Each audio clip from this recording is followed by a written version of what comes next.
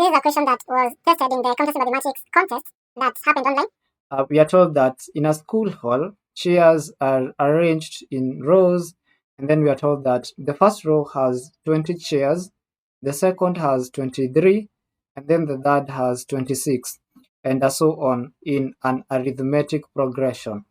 And then the question goes ahead and tells us that if there are 15 rows in total, how many chairs are in the hall? So that's a wonderful question that you are really supposed to deal with. You see, when you see such a question, you may decide to argue out and say that since we are having the first row having 20 chairs, so that implies that you have the first one is having 20, and then the second one is having 23, and then you have the third one is having 26. So the one that would follow should have 29 because it is increasing by 3, and then the other one should be 29 plus 3, that's 32, the other one 35, 38, and so on. And then we are told that that is an arithmetic progression. That's really quite okay. And then we are told that there are 15 rows. So you can create and say this is the first row, the second one, the third one, fourth one, fifth one, sixth one, seventh one. You go all the way until you reach the 18th row. And that's now when you now get to add. You say now the first row, you add it, the second row. So that will mean you'll have the final answer is 20 plus 23 plus 26 plus 29 plus 32 plus 35 plus 38 plus 41 plus and so on. But you see, that is really quite tiring, even though that is going to give you a correct answer. But that is really a long way of getting to work out that, because you are even likely to be tired along the way, or even you fall asleep as you try to add all that. Yeah, because it's really so much lengthy and requiring a lot of work. You see, when you realize that in the house there is a rat, you can decide to burn the house to kill the rat. You know, that is a solution, but it is not the most appropriate solution. So even in mathematics, we usually have different solutions of dealing with a question, but there is usually that one solution which is usually the best in terms of getting to help you to save time and also to help you evade making errors. And for this particular question, what it really required you to know is how to find the sum of numbers that get to occur in an arithmetic progression. And the way that we find the sum of numbers in an arithmetic progression is that we usually take the number of terms that are there and then we divide by 2, and then we multiply that with 2 multiplied by the first term added to the number of terms minus 1, and that multiplied by the difference, that is the common ratio that is occurring there arithmetically. So we go ahead and get to plug in this equation in our question and see what you're really going to get. So do we know the number of terms that are there?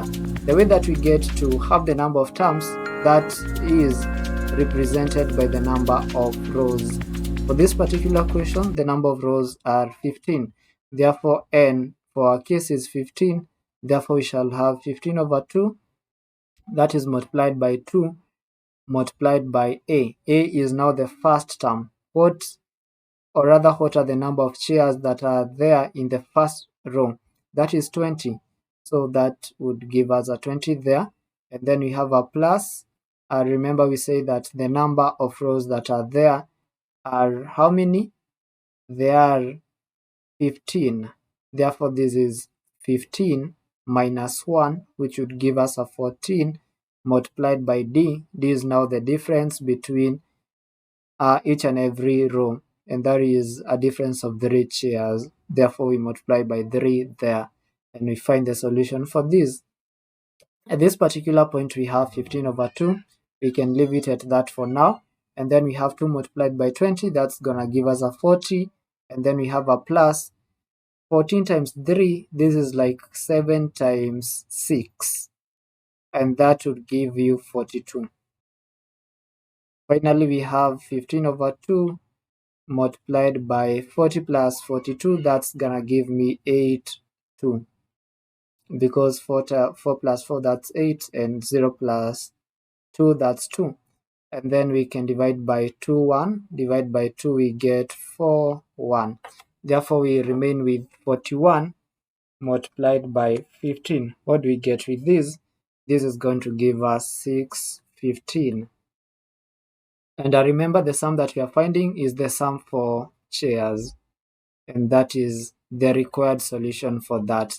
So if you wish to confirm whether this truly works, you can try to add it the manual way, that is picking these numbers and say, the first row you'll have 20, then you add that one to 23, you add that one to 26, you add that one to 29, you add that one to 32, and then you add 35, you add 38, 38 plus 3, that's 41, yeah, plus 3 here, 44, and then 44 plus 3, 37, and then you add these, all these are supposed to be 15, 1, 2, 3, 4, 5, 6, 7, 8, 9, 10.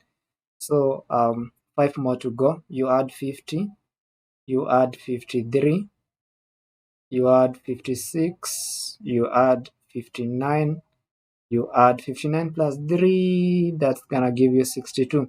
Yeah, just try to add these numbers, all these numbers together, and see if you are going to get 615.